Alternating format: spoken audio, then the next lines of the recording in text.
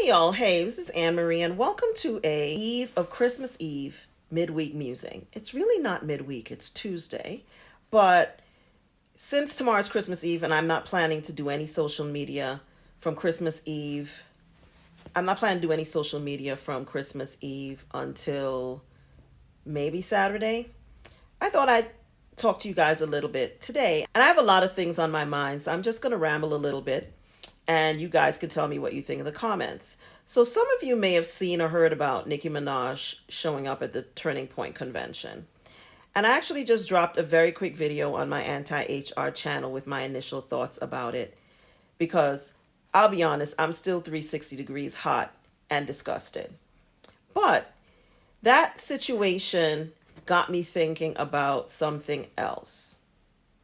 It made me think about a conversation I had with an Uber driver on my way home to Mexico last month when I was coming back home to Mexico from Thanksgiving in the US. And it really reinforced something that I believe deeply.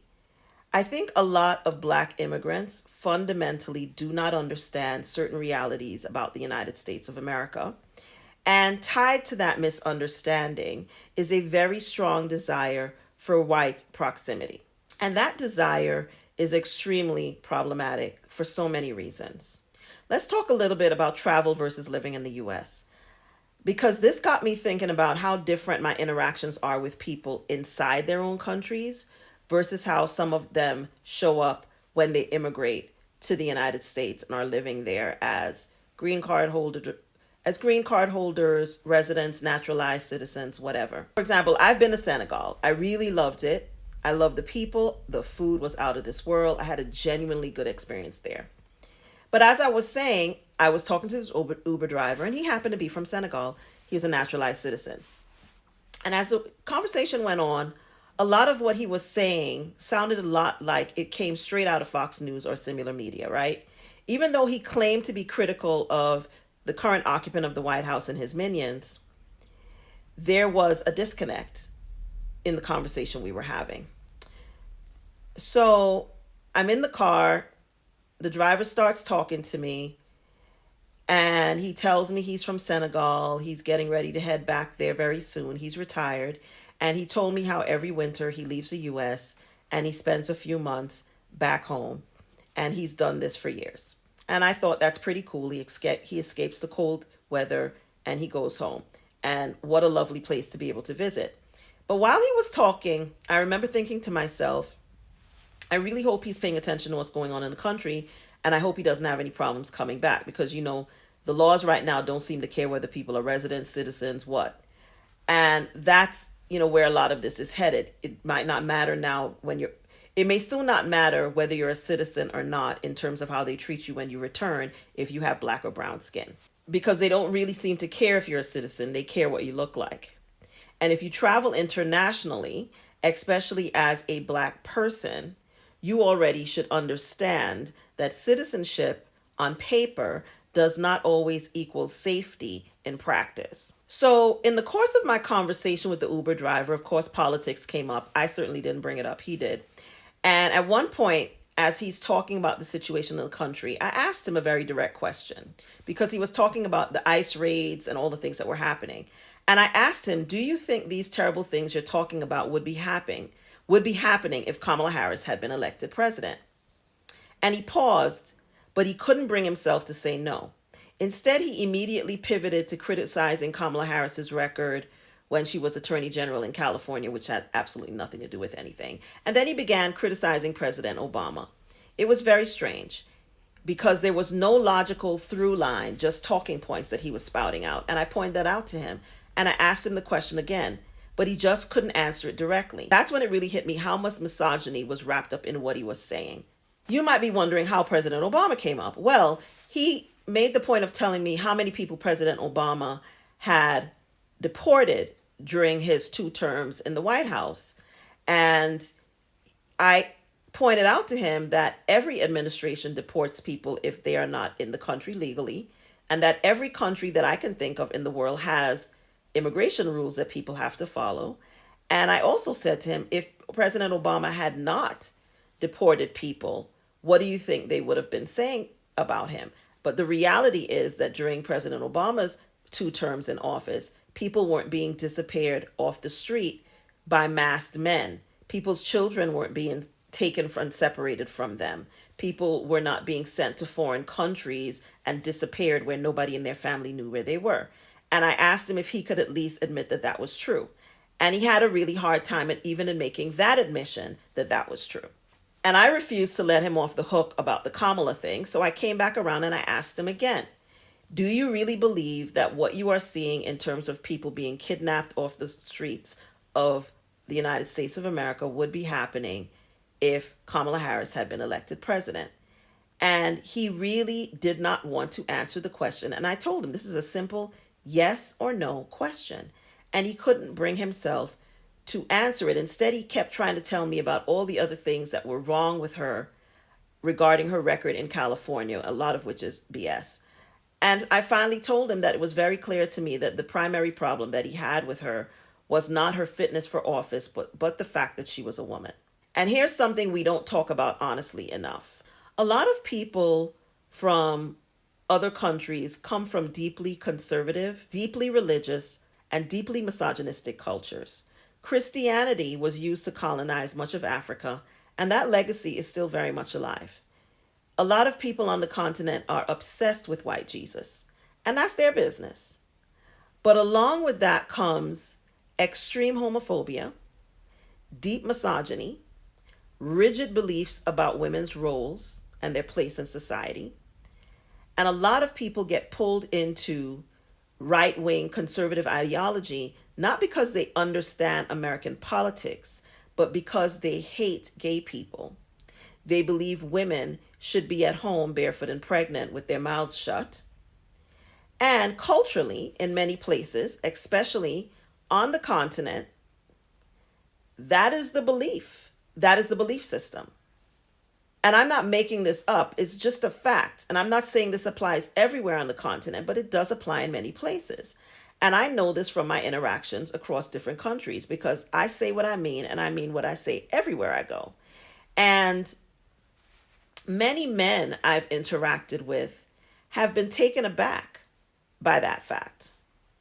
They usually will chalk it up to me being American, an unruly American woman. And I'm very aware that they would not be nearly as accepting if I were a member of their society, right? And not a foreigner or a visiting foreigner. And this isn't just about Africa, as I said. I have seen this disconnect across immigrant communities in the United States from lots of other countries. People who are being targeted but still defending the ideology doing the targeting. Are y'all okay? Are y'all actually understanding what's happening in the United States? Because from a lot of what I'm hearing, the answer is no. Let's take the Somali immigrant population in Minnesota for an example. Very recently, the occupant made a point of calling that entire population garbage. Now, that population has a visible segment that is quite pro-Trump and pro-Republican. And what does he do? He gets on TV and calls them all garbage with his chest. And then he sends ICE to raid the communities and snatch people up. The problem for him is that most of them are American citizens. Naturalized, but American citizens and American-born citizens. And then one of them gets on TV trying to appeal to him, talking about how he voted for him. That mess is embarrassing. Because once again, it proves the same point that I'm making, that people come to the U.S. from abroad and they are actively seeking white proximity, and they don't seem to understand that proximity will not protect them. When I travel internationally, people are often very friendly, sometimes overly friendly. And yes, people outside the U.S. tend to be more polite and formal than Americans. But a lot of that friendliness, I have found, is driven by economics. A belief that if you're nicer to tourists, especially American tourists, they will spend more money. If you cater to whiteness, you'll be rewarded. That's not love, that's just survival. But when some of those same people come to the U.S. to live, something else shows up. a belief that they must suck up to white people, distance themselves from black people, especially black Americans, to prove that they're not like them, even when their skin is just as black. And I resent that very much, I have to be frank. And I'll tell you why. And I say this as the daughter of immigrants. The reality is that Black American culture is the blueprint. It's the blueprint everywhere across the world, but especially in the United States of America. But it's globally the blueprint. It is the culture that everyone wants to associate with while they try to disassociate with the people. American culture around the world is overwhelmingly Black American culture. The music, the dancing, the fashion, the style, the slang. You can go to the whitest country on earth and you're going to see somebody playing some Michael Jackson and wearing a Tupac t-shirt. White people may steal it, misappropriate it, and rebrand it, but everybody knows where it came from. And the reality is that the majority of people who were able to come into the United States as immigrants are because of the laws that changed during the civil rights movement in the late 1960s and 1970s, when new immigration rules came into play that allowed more people to come to the United States as immigrants. Thanks to the civil rights movement, thanks to the struggles of Black Americans. Even the food people associate with American culture didn't originate in the United States of America. It came primarily from Africa and Asia and indigenous traditions in North America. And I also want to say this, I've been thinking about this quite a lot, and I want to say it plainly. A lot of people come to the United States as immigrants genuinely believing they are better than Black American people. And that shit has got to stop. There is a lot of white proximity seeking in the Caribbean, and I would know. And I'm saying this as the child of people from the Caribbean, from the island of Tobago, part of the Republic of Trinidad and Tobago, Trinidad being where Nicki Minaj was born. Same government does not mean same culture. Trinidad and Tobago are two separate islands and their culture is very different. When I lived in Trinidad as a child, it was a majority Black country. Now the largest ethnic group in the country is Indian and has been from some time. And there is a very real anti-Black bias on the island of Trinidad, something that I witnessed living there, visiting there, and later in the United States. Not everyone, but there is a pattern and there is a problem, especially on the island of Trinidad. And pretending it doesn't exist helps no one, and understanding it gives context to Nicki Minaj's recent shenanigans. I don't know Nicki Minaj's full story, but I do know self-hate when I see it. And that's why her showing up at Turning Point hit such a nerve for me, because people bring their cultural biases with them from wherever they come from. They bring the misogyny, they bring the anti-Blackness, they bring the hierarchies, they bring the proximity seeking. And American society doesn't challenge those beliefs, it rewards them. The United States functions on a white supremacist system, and it benefits from people being divided. But I want to repeat something I often say on my AntiHR channel.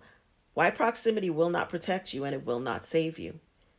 Not white proximity, not political proximity, not cultural proximity, not passport proximity. You can suck up to them all you want to. It will not save you. So as we head into a new year, I really think that people who are missing the plot need to get with it and stop clinging to that delusion. Stop believing that proximity equals protection and that it equals power. The power doesn't transfer to you through the proximity. Anyway, that's what I've been thinking about this week. I'm taking the next couple of days off from social media. But before I do, I want to thank all of you who have been watching my channel, supporting my channel. This channel has grown by leaps and bounds this year. And seeing my subscribers reach almost 15,000 has been the best Christmas gift anybody could give me. Thank you so much for supporting my channel and also watching these videos where I just talk and ramble about things that I'm thinking about. Oh, just a quick word. Got a couple wigs in, so I'll be playing with those and shooting some content. And I'm still doing my best of 2025 series, so you guys will be seeing more videos of favorite things I ate this year, favorite places I went, favorite things that I wore. So I hope you're enjoying that. Whether you celebrate Christmas or not, I wish you a safe and peaceful holiday. And I'll see everybody back either this weekend or on Monday, God willing. If you enjoyed this video, please take a moment and like, comment, subscribe. If you're commenting, make sure you do so constructively and respectfully. I won't have to keep blocking people. This is Anne Marie. This is BaldGirlWillTravel. Thanks for watching. I'll see you guys soon. Happy holidays. Merry Christmas. Bye.